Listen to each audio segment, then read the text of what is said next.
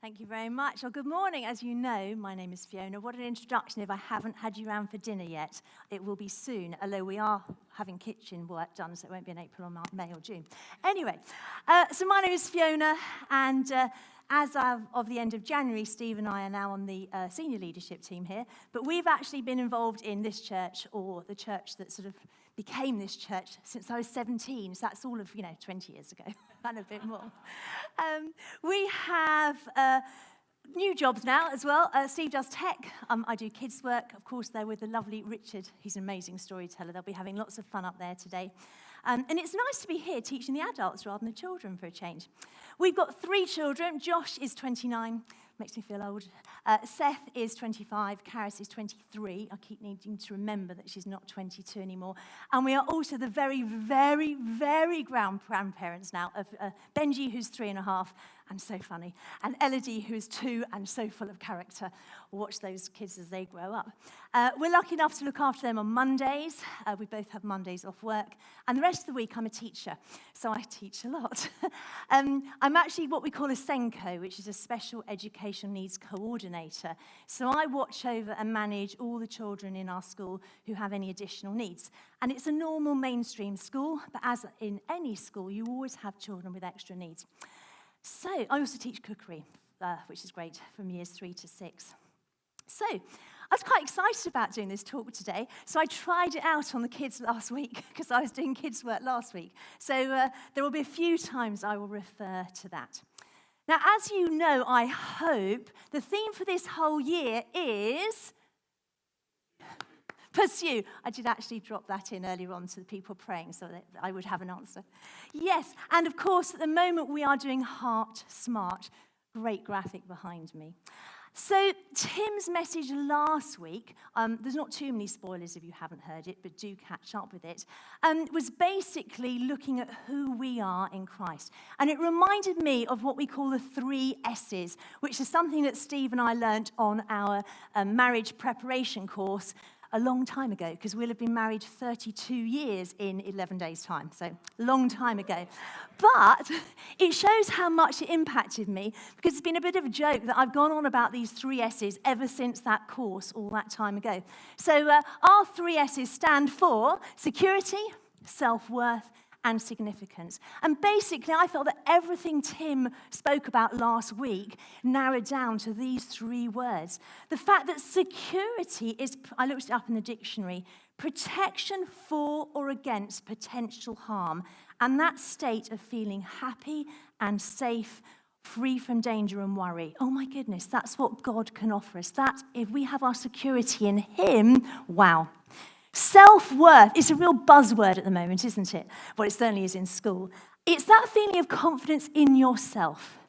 That feeling that you are a good and a useful person. Oh my goodness, knowing that, it is such a secure place to be in, to have that self-worth in God. And finding that significance, again, I looked it up. It's all about the quality of being important and about being valued. So when we are secure in God, when we have our self-worth in Him, not on others, Steve's a fantastic husband, but he's human, and there's times that I let him down and he lets me down, but God never does. And when we've got that significance in Him, not in our job, not in our roles, not in our giftings, much as they might come from God, but when we've got that significance in Jesus, it's amazing. It's easy to listen to lies and not the truth that God says so.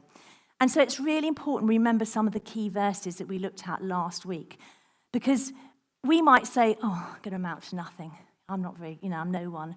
But actually, no, God says in Peter that you are special and precious. It says you are a chosen people, a royal priesthood, a holy nation, God's special possession. Oh, I love it. We might think, who am I? No, God cares for you. In Peter, it says He cares about you with deepest affection. He watches over you carefully. So how we care for Benji and Elodie and watch over them is nothing. That's just a tiny bit of how God cares and watches over us. We might feel like, I haven't got many friends. Whoa, hang on a minute. Jesus calls us friends. It says in John, I have called you friends. God accepts us unconditionally. I mean, he obviously wants us to change and become more like him, but as we are now, he just accepts us. It says in Romans, God demonstrated his own love while we were sinners. Christ died for us. You are God's masterpiece. In Ephesians, it says, if we know this, or it says, you are God's masterpiece. And if we know these facts, if we're holding on to them, if we're choosing to believe them, because it is a choice at times, then that's when we are heart smart. And I think that is such a good foundation for life. It's not always easy, but that's what we're aiming for. So, if we all believed that all the time, wouldn't it be easy? But we do let doubt slip in. Tiredness can overtake us. Sometimes our hormones might be louder than the voices that are telling us all this. I can say that I'm a woman. And actually, it's important that we repeat those phrases. Maybe we need to put them on Post-it notes above our mirror where we clean our teeth in the morning. Or you can write with a whiteboard marker on your mirrors, actually. That looks quite good too. And it's actually why we need to be speaking them over ourselves and over our friends. It's why Tim sent them out in an email this week. So if you're not on the email list, as Samson said, get on it, because that's a great reminder to have during the week. So one of our scriptures for this topic at the moment, topic sounds like school, doesn't it? For Heart Smart, is the verse from John. It says, your love for one another will prove to the world that you are my disciples. It's quite a challenge. I've got a lovely friend I used to work with, and she used to say, Christians are the worst advert for Christianity, which is not how it should be. And I think it's a real challenge. Are we different from those people around us that aren't Christians? You know, when we get squeezed, how do we react? What comes out? When we're not in a good position and someone's maybe spoken about us, how do we react to that? And we need to be different. Our attitudes and the way we need to prove that we are one of Jesus' disciples, that we want to make Jesus known, that we are a Christian, that we have chosen to follow him. Another one of our key scriptures for this series is in John 15 in the Bible. It says, my command is this, love one another as I have loved you. Greater love has this than no one, than to lay down one's life for one's friend. Now, we were fortunate enough to go away to Krakow in May, and while we were there, we actually went to Auschwitz. It's an amazing trip. It's obviously emotional, but it's almost something I felt we should do. And while we were there, we heard of a story of a Polish priest. Now, if anyone is watching online or if anyone that's here that is Polish, I apologize for my pronunciation of the names. Is a guy called Maximilian Kolbe, and he was imprisoned during World War II in Auschwitz. And he actually volunteered to die in the place of a man called Franciscus Gawolowskis. I did try that several times, and I still haven't got it. Anyway. And basically, a prisoner had escaped from camp, or tried to escape from Auschwitz. And if anyone escaped from Auschwitz, what happened was 10 people, as a punishment, were killed. They were put in an area where they were just starved to death underground. And one of these 10 random people that was picked to be killed cried out, my wife, my children. And so Kolbe volunteered to take his place. And I mean, it was moving. There's the room where he was kept, there's a light and there's flowers there. And it was really moving that actually Jesus in him was what his driving force was, I believe. And as I said to the children last week, actually laying down one's life for one's friend, Jesus did that for us, not just for one man, but for everyone. And it's not often that we will be called upon to die, but actually we sometimes need to lay down ourselves to serve other people. We need to put ourselves out. Steve and I have a bit of a joke that we talk about, you get your reward in heaven. But actually, we need to be serving one another, preferring the other person, not always thinking about ourselves. So what an amazing truth, what an amazing foundation we have. I can't actually imagine going through life without Jesus. I love the fact that he's such a gift to me. He's with me all the time. I sometimes feel like a secret agent as I'm in school, particularly if I'm maybe listening to worship music because I'm making my way from the car up to my classroom. His guidelines help me to live my life to the best. They're not restrictive. He knows me so well. And when I listen and when I follow, because it is a choice, I know he's got my best interest at heart. I actually was going to do the same thing as you did, Samson. I've written down here, as we sang this morning, grace on repeat. And I'd written Grace, God's riches at Christ's expense, something I'd learnt as well. Actually, we don't deserve this. All of his riches have been given to us because Jesus paid for it. It's so powerful. We then sang, I lay my world down at your feet. I had to go around the corner with my writing. Look to the heavens for all I need. God is never going to give up on me. It almost makes me think, cool, why isn't everyone a Christian? It's so good. So in the introduction to Heart that Tim talked about, he started with this reminder of our identity. And it's like that is the best place to be reaching out to others.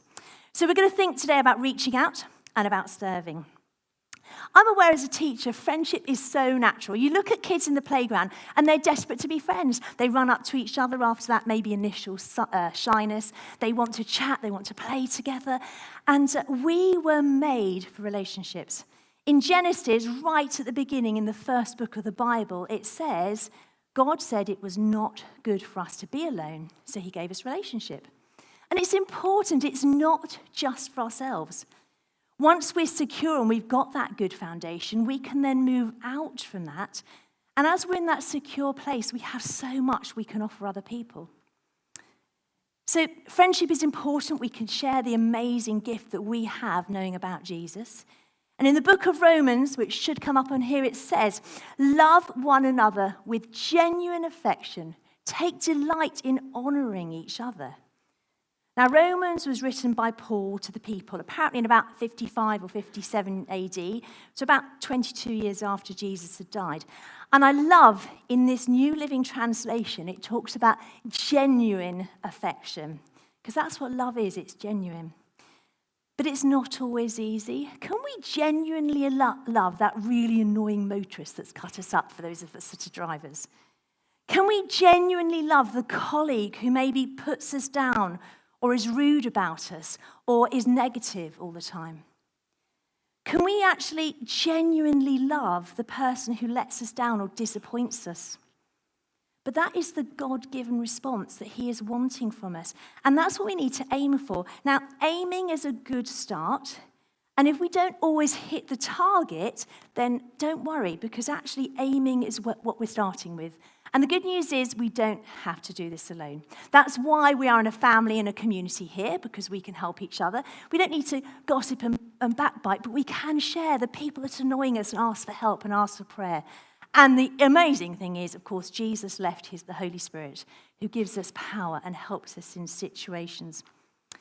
So I began to think then about how many non-Christian friends do I have and do we have? It's really good to surround ourselves with Christians. Many years ago, Steve came up with this little saying up here, we can prime time with each other. And as Christians, we can pray together. We can relate with each other. We can inspire each other, I hope. I don't always know how inspiring I am when I meet with Liz on a Tuesday and I'm tired. We can motivate each other and we can encourage each other. But actually, I've got a lovely friend I meet with that's not a Christian, and I don't pray with her, I pray for her. And actually, I feel I'm doing all these things at the same time. We need to avoid, I feel, being a clique of just mixing with other Christians and not spreading the good news. It's sometimes easier to maybe get on with Christians because they might share the same beliefs, obviously. They'll share the same values. They might even share our same music taste. Some of my friends might not want to listen to Hillsong if they're not Christians yet. But actually, our neighbour or our colleague may be the polar opposite of us, but they need us. So serving one another can take on many, many forms. I was trying to think of them, especially in our busy life. Sometimes we need to be intentional. It could be we serve here on team at Ewell, and if you don't, that's a little plug. Do think about serving on a team. If you want to serve on the children's team, it is the best team. We have lots of fun, and there's biscuits during the meeting every week as well. Often chocolate, I'm a bit of a chocoholic. It could be that maybe we help someone just by carrying bags, paying a bill, doing a job for them, maybe providing a meal. I love it that when people have babies here, we provide meals for them. And I know certainly one midwife was really struck by this church family supporting this new mum. Perhaps we will sponsor someone or add to a GoFundMe. Perhaps we'll intentionally pray with someone. Or perhaps we'll just send a WhatsApp message or a text message. Now, As you may know, my dad died after having a heart attack on Christmas Day, bless him. And I had one lovely friend, Karen. She sent me a message or a picture or a WhatsApp every single day for those first 10 days after he died. And it really spoke to me. It really touched me. She's not a Christian yet, but I have known her since I was 4. I've got another, and also I've written here, it might depend on your personality type. Steve sending a message every day just wouldn't fit in with his personality type, you know. And equally so, I wouldn't send a cute kitten to my male boss, because that might be a bit weird as well. So it's got to be what's appropriate. Equally so, how about arranging to see someone? It's easy to click on that heart or click on the like on social media, but actually, sometimes it's really good to actually meet up with people and be intentional. So a while ago, Samson talked about hospitality. A while ago, I decided I was going to catch up with people I haven't seen for a while, just because of COVID and busyness of life. And we've been having people around for supper or for meals. And one girl I got together with recently, she said, I'm really surprised we got together. She said, because there was that little conversation on Facebook and I wasn't very positive. And my husband said, Fiona, I'll never want to see you again. And she said, I just said, no. Our relationship's secure enough that actually we can deal with negatives and storms. And I wasn't very sure whether to include that or not, but actually I think it's important that we can easily be saying things and typing things or have things said to us or typed to us on social media. We need to be bigger than that. We need to get over it. Pray for that person as well. I've actually now got reminders on my phone to contact people. I've got a friend called Lynn, and she is amazing, some of you know, at remembering every single birthday and every single date that has any relevance to you. But actually, I'm learning for that. So on the anniversary of the day we lost our dog, Kayla, she will send me a message saying, thinking about you today. So this friend, Karen, that I've already mentioned, her mum died a few years ago, and I've written in my diary when it was her mum's birthday, because I'm learning from Lynn, and I want to make sure that I am messaging her on her mum's birthday, because she will be missing her mum, because that would have been a day to celebrate her. It could be someone's got engaged and you make a note of the date. How special will that be to them in a year's time when you send them a message going, wow, I can't believe how amazing this last year's been since you got engaged. That makes people feel they matter. Steve, actually, can I just point out here, see, Facebook isn't a complete waste of time. So sometimes when I'm spending hours on it, it is intentional because Facebook reminders can remind you of things that happen so you can send positive messages out to people. That's my excuse anyway. Also, I love the fact that Steve knows that this doesn't come naturally to him. And we were talking about this yesterday because he had heard my preach a couple of times. And he said actually what he started at work is having a OneNote on his phone for people and writing down little reminders about what they've told him, about maybe a dog that was ill or a child that was ill or a husband that was ill or positive things as well, I'm sure. So if it doesn't come naturally to you, maybe intentionally decide to do that. Another idea is to become someone's cheerleader. Now, I'm not going to do cheerleading here on stage. Although at this stage at school, I'd probably get the kids up to give them a bit of a brain break and a wiggle. So maybe I should, anyway, I won't, because it'd be very embarrassing for you. I'm aware not everyone can sit still for a long time when you're little. Well, I can't and I'm big. But it could be a simple act of actually just being a listening ear to a colleague or a friend. Someone's having a tough week. So I've got a friend at school, and I knew she was having a tough week a couple of years ago, and I sent her this. I've got a pile of cards in my desk that I can send out if needed. And I'd sent her this card about behind every cloud is a rainbow. And when I went to her classroom the other day, it's still up on her board, and I must have sent that to her 2 years ago. And I think it's still there because it mattered, so I'm really glad I sent it. So again, maybe be intentional, maybe have a little stack of cards that you can post or drop into people. And let's look around and see what opportunities we have to encourage people. So I've taken in the last year to writing more detailed comments in birthday cards, or sometimes in posts on Facebook. You can tell I'm a big Facebook fan. So rather than just writing happy birthday in the card, I've started to thank people for what they've done for me, or thank them for who they are, or notice something about them. And I know if I get Catherine's very good at that, Catherine Parsons, if I get a birthday card and someone's written more than just happy birthday, it's actually really special. And I think Heart Smart and relationships is about making other people feel valued and making them feel special, but without being too OTT, obviously. So as we serve our church, as we served our friends, as our neighbours, our colleagues, we reflect that love of Christ that we've been talking about, that love that overflows. And it doesn't have to be a massive thing, it doesn't have to be big bouquets, it can just be the little things that have a big impact. So we're going to look at the story of Zacchaeus now. I told the story to the children last week. It's a great example of friendships and relationships. So we're going to look at the story from Luke in the Bible. And it starts, which I hadn't realized, I'd never sort of put it in the time frame of Jesus' life, but it actually is told just as Jesus was heading through through Jericho on his way to Jerusalem in those final days of his life. And I was reading a commentary this week about actually if someone was writing about the last week or 2 weeks of your life, what would they be writing about? Well, this was in that time frame. So let's read the story together. Jesus entered Jericho and was passing through. A man was there by the name of Zacchaeus.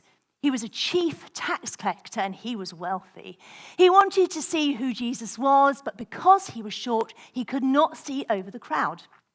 So he ran ahead and climbed a sycamore fig tree to see him, since Jesus was coming that way. When Jesus reached the spot, he looked up and said to him, "Zacchaeus, come down immediately.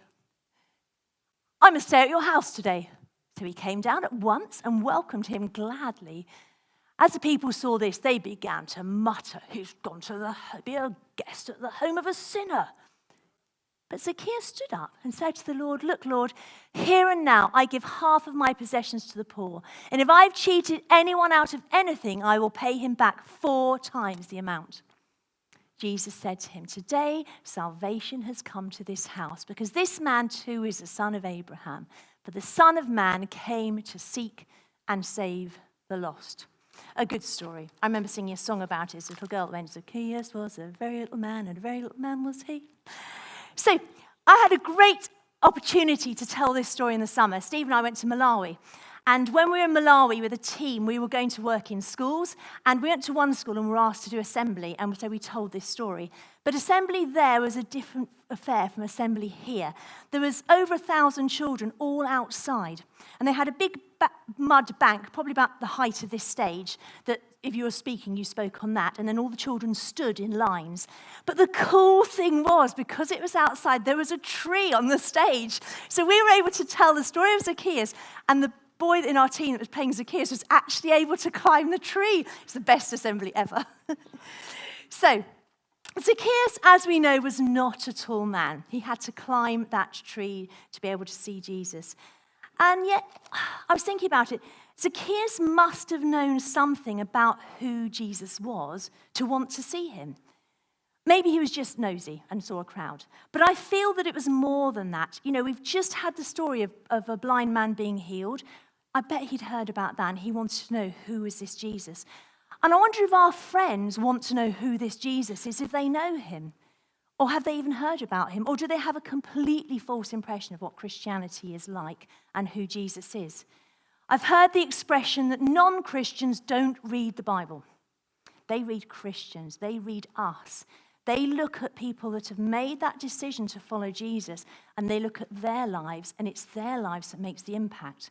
I heard of a guy yesterday who does hog roasts, and he was invited to do a hog roast for a family that are Christians, and he said to them afterwards, "Your friends are so friendly, what is it?" And he started doing Alpha to find out about God, and he's now a regular churchgoer, and he's living his life for Jesus. So we need to be the Bible to our non-Christians. We need to be the one that's telling them about Jesus, not by preaching at them, but by showing them love.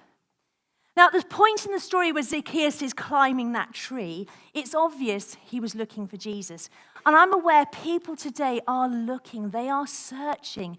It may be a love of money like Zacchaeus that they're thinking will give them what they need. It might be that, going to the gym every single day. I'm not saying that's wrong, but that's their driving force because they're looking for something. It might be that having relationships full of sex. It might be taking drugs or just getting drunk the whole time. I think people are looking for that meaning, that reason why we're here. And I'm not saying that going to the gym or studying excessively are wrong things, but actually I think so many of our friends are climbing a tree looking for something, and we can help them. We know the Bible, we know the truths that are written in it. Whether we know it to a small extent or whether we're theologians, we can still tell our friends about that. And Also, I look at Zacchaeus, his tendency was very much to look out for himself. He wasn't actually saying to everyone else, "Oh, come with me." He was climbing the tree on his own. And again, I think sometimes we can be so busy thinking of ourselves, we don't think of other people. And it's a natural tendency, me. But I think actually it's really important that we start thinking, are they going to laugh at me if I say to go to church? I don't care, it's not about me. So I don't preach at my friends where I work, but they know I pray. And if, for instance, my friend had a knee operation, I sent her a message saying, "Praying for you this morning that it goes well." There's always that risk it might not go well, and I'll have said it, but I would rather be saying I'm praying for you and her know that. And it means something. And it's a big step for me at times to do that. They expect me to do it. They know I'm a Christian. They think I pray all the time. Of course I do. But equally so, what did you do at the weekend? It would be easy to say, "Oh, yeah, we went out with friends for dinner." No, actually, I'm happy to say, I had a fantastic service yesterday. Hopefully, I'll say that this week. But I did say to someone, "Oh, yeah, I'm preaching this Sunday," because actually, I want it to be as natural as going to the pub or taking my dog for a walk that I go to church, and they know it. Now, Zacchaeus wouldn't have been a popular man. I was talking to the children about this last week. He would have been near the bottom of the class structure in those days. And he wasn't just a tax collector, he was a chief tax collector. Now, tax collectors were hated. Chief tax collectors was probably off the scale. Now, I've just been teaching about Romans at school.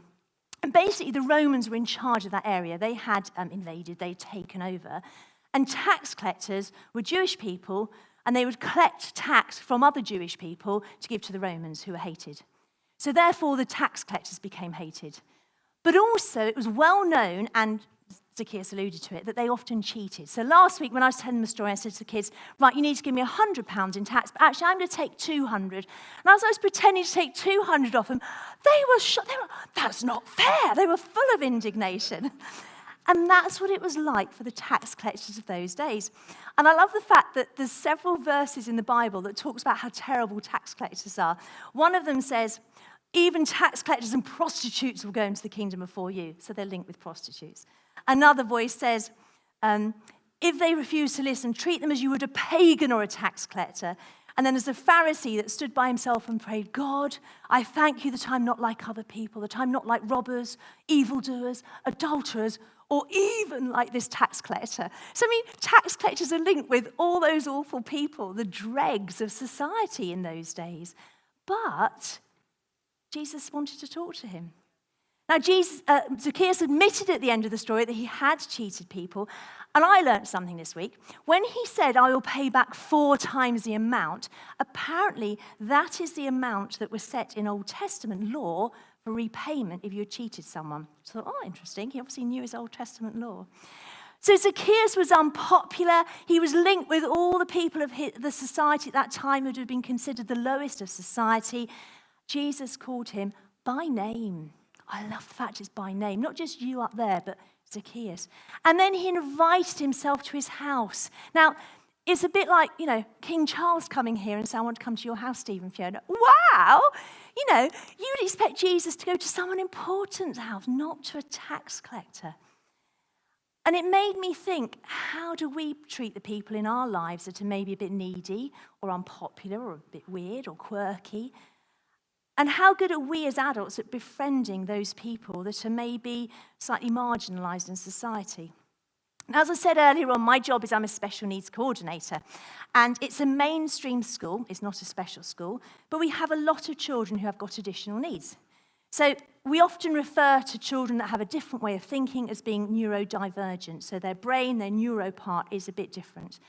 And I think often with people with brain differences, they may have a lot of difficulties in life. But as I say to our kids, you have strengths as well. So we look at children, for instance, with autism or attention deficits, hyperactivity disorder, ADHD, or perhaps the specific learning difficulties like dyslexia and dyspraxia and those sorts of things. And a lot of those kids have been through a great time of unhappiness, of a confusion, real challenges at school. Why don't I think like these other children? Why don't I fit in like them? And often having a diagnosis can really help them understand themselves and help us understand them. But I always say to it's like a seesaw. As well as having those areas of difficulty and those challenges in your life, you are going to have gifts. So an autistic child, oh my goodness, the attention to detail they have, it's amazing. And sometimes the Ministry of Defence will advertise jobs and they want people that are autistic. Dyslexia, yes, you might have difficulties with reading and with writing because your brain is too busy for all of that. Your brain is amazing at planning and thinking of the bigger picture and architecture and things like that. And I think sometimes we might not include people that are different because we just see the areas that they struggle in, and we are missing out on the possibilities that we have with these people of friendships. So I really urge you, if you've got someone that's different in your life, if you haven't, it's probably because it's you. It's probably me that's a bit different. I know that. I'm sure I've got ADHD. But actually, reach out. I love the fact that people have reached out to me. They've ignored the fact that I used to have a terrible temper and I talked the whole time and I just seemed to be interested in myself the whole time and my world revolved around me. And people have spoken into my life and believed in me, and I know it's made a difference. And we can be that same person for our friends and our families. Now, the crowd around Jesus complained. I don't know if you remember up there, it said they complained. He's gone to be the guest in the house of a sinner. Now, there is a case for being careful at who we surround ourselves with, and that whole prime, making sure we've got people that are keeping us accountable and keeping us going the right way. But I love the idea of being purposeful about who we're going to spend time with and hanging out with people that we might not necessarily always hang out with. Now, I remember at the youth group, they used to talk about it's easier to be pulled down off a wall than it is to pull someone up. The analogy being that as a Christian, it's like we're on a wall and we're helping people up. I like the idea of helping people up and helping them become a Christian. I don't like the idea of us being higher up than them. I don't think that's meant to be, but it sounded a bit like that. But we do need to be careful in our relationships.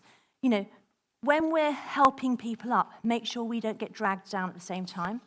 So it may well be that you've got a relationship, you know that they're quite backbiting and they gossip a lot.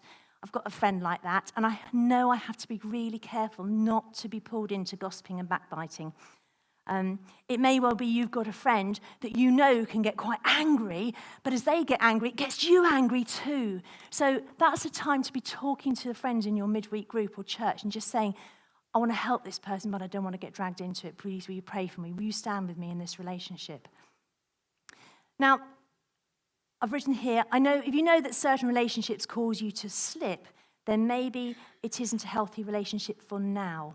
And again, it could well be that you put those boundaries in place and just back off a little bit for yourself, but it's about the other person. I've got a friend that comes to this church, and she said to me a few years ago, this friend had really upset her, and it was the end of the friendship, and she put boundaries in place, and she wasn't going to talk to her anymore. And I know that she was hurting, but I also challenged her, you're a Christian in this, and they're not. And actually, how different is your reaction from anyone else's reaction? And we were able to pray together. And it was a slow journey, but actually, when this friend that had been so nasty got married, she was a bridesmaid for her. That relationship had been built up together. So be careful, be wise, but also seek advice from friends and talk to people. Now, I love the fact Zacchaeus became a changed man that morning. And as I was driving to church this morning on Premiere, along came the story of Zacchaeus and how he was a changed man. I was like, oh, I'm telling the right story today. Do you know, he promised to change his ways. He promised to pay back everything that he had cheated. Being loved by Jesus, being called by name, being saved by God changes us. I discovered this week that Zacchaeus, the name, actually means pure or innocent, which is the complete opposite of what he was. But when he followed Jesus, when he accepted Jesus as his friend, he changed. And I think his name meaning became more what I believe he would have become. I wonder what Zacchaeus felt like on that day as he met Jesus. What he felt like that morning when he knew he was coming. I wonder what he felt like when he was trying to see Jesus and couldn't. When Jesus called him by name, wow. And whether we like it or not, some of us are cheats. Some of us are like Zacchaeus. We get things wrong. We're not liked, whether we're big or small. But do you know, at the end of the day, he was a changed man. And as the saying goes, I bet he felt 10 feet tall, even though he's a little man. And I think when we think of Zacchaeus, we could look at him as the perspective of the crowd. And, well, he was a cheat, he's dishonest, he's sided with the Romans, he should be with us. or we can actually choose to see Zacchaeus and people like him through Jesus' eyes. Do you know, I want to see people with Jesus' perspective. So we've got a great saying at school at the moment, which is behavior is communication. So when you look at the behavior and it's not good, actually, what is that behavior communicating? And I think that's the same with adults. If people's behavior is not good, is how they are towards you is not good, what is it communicating? What is in their past? What is in their present? And actually, we can change their future by introducing Jesus into their life. Now, when I was thinking about Zacchaeus, I thought about Danny DeVito, the actor, you know, the little one. And I wondered, what is that? And then I found this advert, and I was just like, oh my goodness, I have to play this. Because in this advert, I'm not going to tell you too much about it. In this advert, it looks at relationships, and it looks at coffee. But there's so much more. So as you're watching this great advert, I want you to have a think about how this applies to us and our relationships and our friendships. So tech team, are you okay to play a bit of Danny?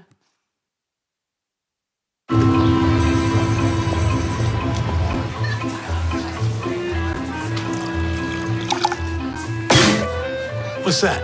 Espresso. Is that coffee? Yeah.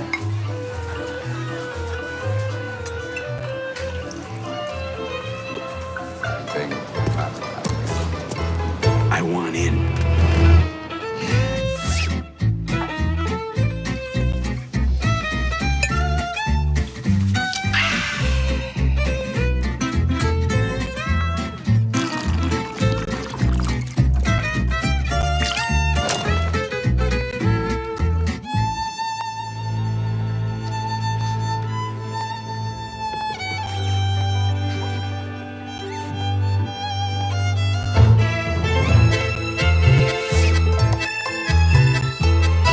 Ready. Is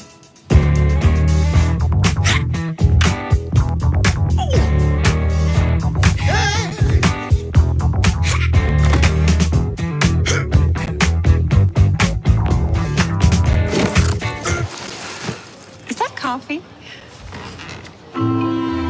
Get ready to experience a cup above. I want in.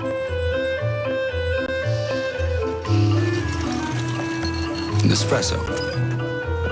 What else? I love that. So not only has it got George in it, but it's all about Danny wants what George has got.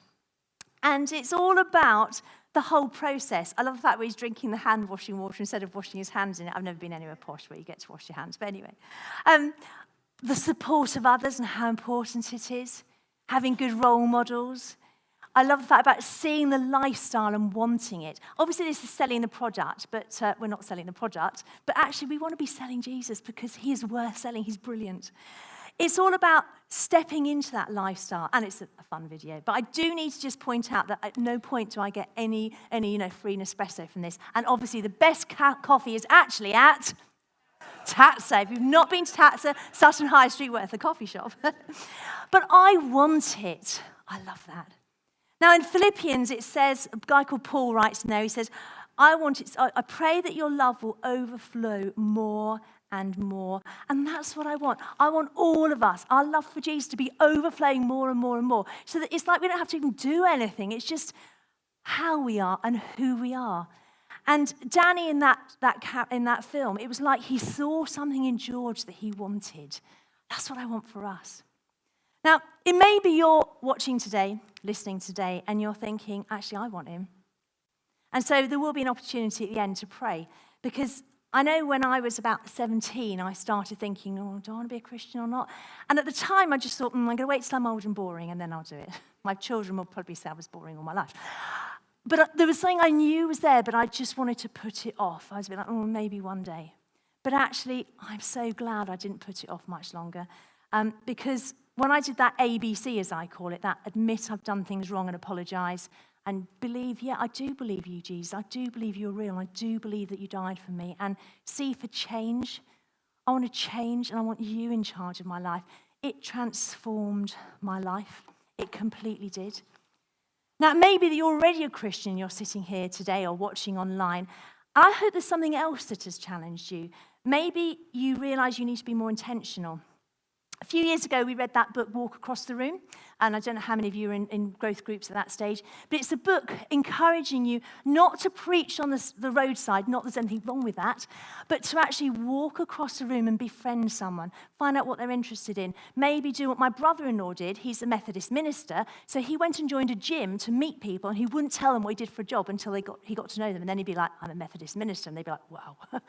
But it's all about befriending people. It might be someone at your work. It might be the cleaner. We've got a great guy. We'll say hello to him. That's as far as it's got at the moment. It might be a mum in the school playground that just looks like she's on her own the whole time, or a dad in the school playground, because often there's as many mums as there is dad, or a grandparent in the school playground, because we're there every Monday. It could be there's someone in your life that you just need to think, I'm going to be intentional about getting to know that person, because I know I've got something that I could offer them that is powerful. It could even be the cashier in Sainsbury's. Lidl's or Aldi's, the cashier's a bit harder there because they're so quick, aren't they? But at least you'll be smiling as you're trying to catch the things as they're thrown towards you. So, maybe you want to be more like my friend Karen that sent the messages every day for those 10 days. Maybe you want to be more like Lynn. Isn't there a thing about more like Lynn and actually intentionally remembering dates and remembering facts like Steve has on OneNote? It may be you're sitting there today and you're thinking, okay, well, I was a Christian, I did do it, but I'm really not doing very well at the moment. So actually use this chance to recommit, to say, okay, I'm drawing a line under where I was and I'm starting again. And as we sang in that song, Grace Upon Grace, it says, God who's never given up on me. So you may think like, oh, I've not done very well, I've given up a bit. No, let's start again. So let's just reflect back on those key Bible verses just before we pray. So John, the Bible verse said, your love for one another will prove to the world that you are my disciples.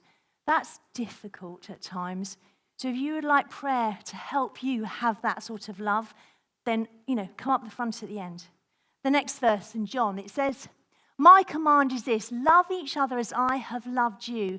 Greater love has no one than this, to lay down one's life for one's friend. If you find it really difficult to put the other person first, you find it really difficult to step out your comfort, because we are all different people, come up the front and we can be praying for you. So before we pray, actually, I have got 3 things. Sometimes when you're thinking about things and things pop into your mind, you think, oh, I wonder if that's a message from God. So the first one, I just got this feeling that there's a party. And isn't it awful when you hear of a party and you're not invited? But I felt like God wanted to say, you are all included, every single one of you. He wants you to be his friend. You are all invited, you are all wanted. Just like Zacchaeus' name was called out, God is calling out your name. It's not the person next to you. It's not your aunt that's such a good person or your friend. No, it's you. I also felt that the story of Simon Peter, which interestingly enough is what the kids are doing this morning. Simon Peter was one of Jesus' 12 disciples, but he was actually one of the closest 3 friends of Jesus, and he let Jesus down big way. You may know the story in the Bible where Jesus had been arrested, and Simon Peter was in the courtyard, and 3 people on 3 different occasions said to him, you were with Jesus, you knew him, and each time he said no.